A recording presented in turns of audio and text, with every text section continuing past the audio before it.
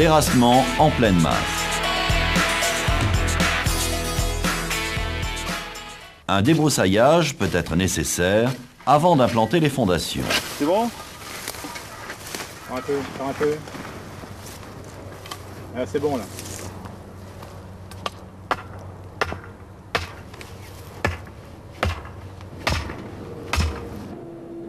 Le décapage permet la récupération de la terre végétale qui est stockée pour sa réutilisation. Lors du terrassement, la chaussée doit être maintenue propre aux abords du chantier. Le nettoyage des roues et le balayage de la chaussée sont indispensables. Ici, le terrassement en pleine masse nécessite un talus, une rampe pour les engins et un moyen d'accès pour le personnel.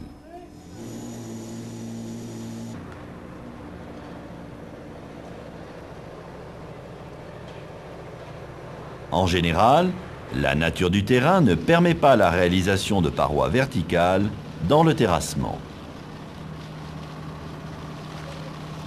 Pour éviter les glissements de terrain, un talus est nécessaire. L'angle du talus est défini par le rapport de sol. En règle générale, on applique une pente minimale de 1 pour 1 qui correspond à un angle de 45 degrés. Ici, pour un terrassement de 3 mètres de profondeur, la tête de talus est déportée de 3 mètres.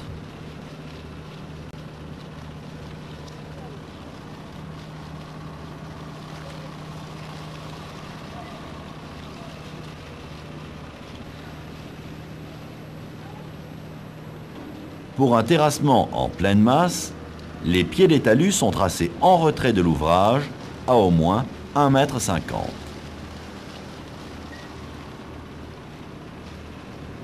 Cette distance permet la mise en place des coffrages et la circulation des ouvriers.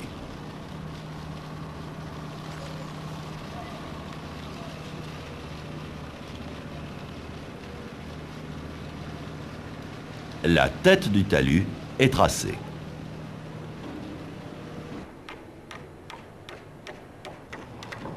Les garde-corps sont posés en retrait par rapport à la tête de talus.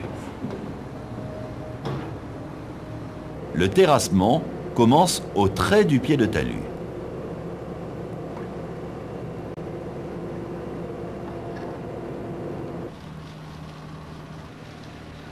Une bâche imperméable protège le talus des eaux de ruissellement.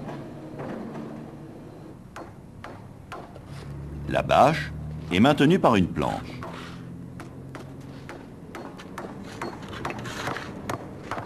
Un merlon de terre fixe la bâche en partie basse.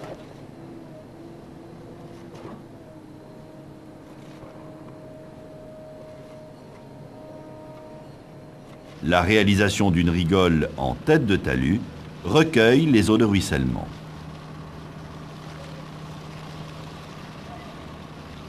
Voici un stockage de bastin près de la tête de talus. La charge fait glisser le terrain. Tout stockage près de la tête de talus est interdit.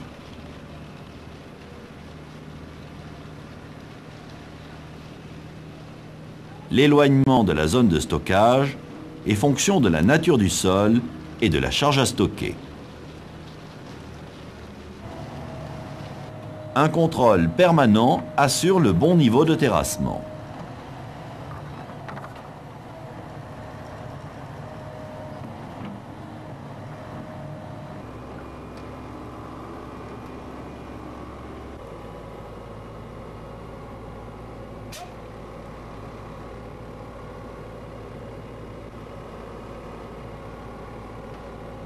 Il est dangereux de travailler ou d'être présent autour des engins. Il est interdit de se tenir dans la zone d'action de l'engin.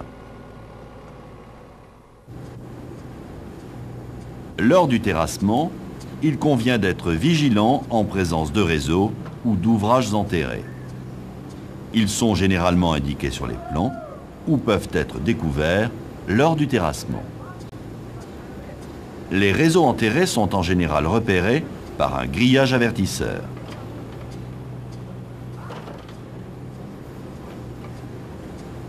Le grillage avertisseur est positionné à environ 20 cm au-dessus des canalisations.